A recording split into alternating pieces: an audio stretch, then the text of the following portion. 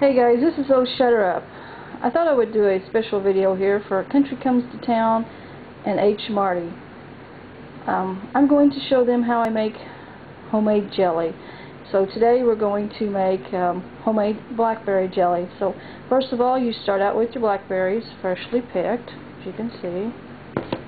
You put them in a pan and you put water in them, just barely cover the top until your berries get cooked, I guess you could call it. I'm not a very good cookie editor type person, but anyway. So this is the berries before we get them in a pan, and I probably won't need to show you about them cooking and all that because it'll take a while, so I'll just go on into the jelly making part. Sure. So here we go. Berries are cooked and you've drained them and you've got your juice. You pour it in a pan, and this is 3 3/4 cups of blackberry juice. Then you pour in your sugar gel. Usually it's like a box of sugar gel. You just kind of stir it around in there. I'm not very good at this. Anyway, that's the sugar gel. So let me get a spoon thing and stir it. Oh, sorry. Anyway, you just stir it around there until it gets mixed up. Also, get your pan and lids going so they can be boiling and ready to when you seal the jars. So let me get this going here. And one thing you want to remember to do is turn the stove on. It makes things cook faster and better when you turn the stove on. So there's usually a couple minutes, so I'll probably end up turning this off until it gets to boiling good. And usually while I'm waiting on that, I'll show you what I usually get prepared, because you have to add 4½ cups of sugar. I can hear all the diabetics screaming, "Oh my gosh, 4½ cups!" But that's what the box of sugar gel says. So it's 4½ cups of sugar. I'll be adding in a few. If you want to sit there and wait and watch in a minute. So anyway, I stopped here for a minute. I ain't got very many more to go. 10 seconds more or so. Okay, once your minute is up, hot. Don't grab something that's hot. Once your minute's up, then you kind of turn the heat down just a tad in order to grab your sugar. And always make sure you have all the sugar ready. And then you pour your sugar in. Just kind of flow it around there. Like that. Yes, I know that's a lot of sugar. Trust me. So anyway, then you start stirring the sugar in.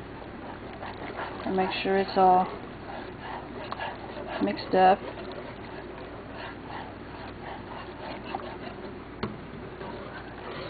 It's hard to.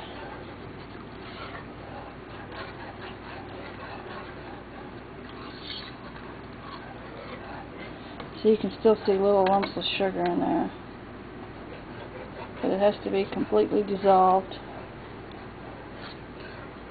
Kind of stirred up, and I had to let the camera down so I could get it stirred up in there really good. You make sure your jars is like right here handy, and I use ball jars. I don't know why. I guess because I've always used them, and I don't know. I guess ball jars better. Mason jars. So anyway, this will start boiling, and once again, you have to boil it for 1 minute exactly. And you have to stir it constantly while it's cooking. One thing I forgot to tell you is, sorry about that. One thing is, while it's starting to cook, you also need to get a pan of water. You know, like, this is not my regular cooker, but this is what I use for the jelly part. My regular pressure cooker, like I use for green beans and stuff, it's a lot easier to use this pan with water in it, and I'll show you what I mean here in a minute. But to get that water going and boiling, as you see that it's starting to turn into a full boil. My pan keeps scooting. Okay, I'm going to start timing. So you have to stir that for exactly 1 minute. You've got that boiled. You turn your stove off or down, or however you turn it off. Anyway, then you get ready to pour it in the jars. So I'll have to put the camera. I'm hoping this works. So if you miss anything, forgive me. So anyway, you pour juice in the jar. I hope I can see this. I can't see it from what I'm doing.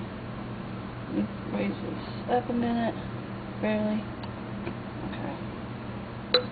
You pour it in the jar, and you just try to get a towel up there so you don't spill juice all over everything.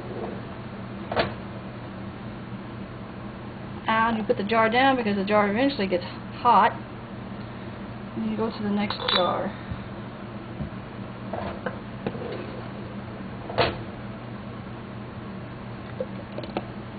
And that does get hot.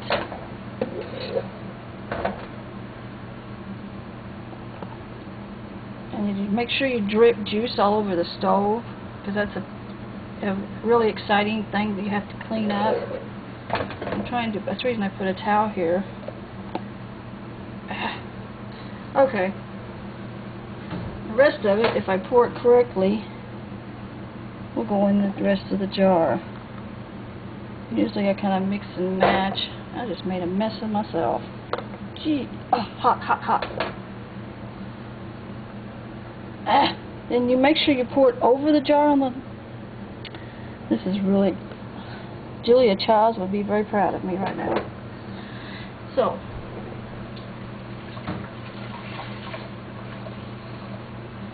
you make sure you get a rag and wipe up the jar rims, so there won't be no jelly on the jar when you go to seal the jar.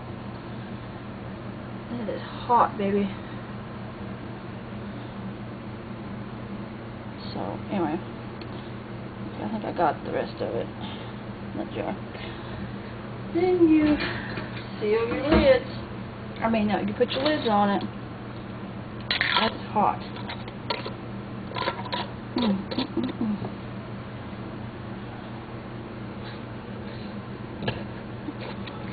Oh crap, something wrong with the jar. It's not sealing. Oh, okay, it's sealed. But there was something wrong with the jar. That's always fun when you get a jar that the lids won't completely on. How you kind of put it aside for a few minutes and then grab another lid. This is the only bad part about canning is the...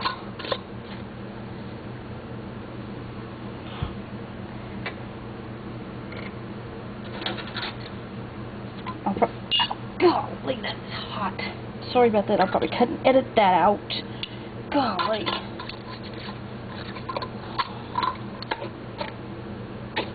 Man, that's hot. My mouth. Finger. Okay, here we go. Okay, once you got your jars in there, then I put the lid on it, and I let that usually boil, steam for about 5 minutes. So while that's doing that, I'm going to clean. There you have your 3 jars of jelly. So that's how I make blackberry jelly.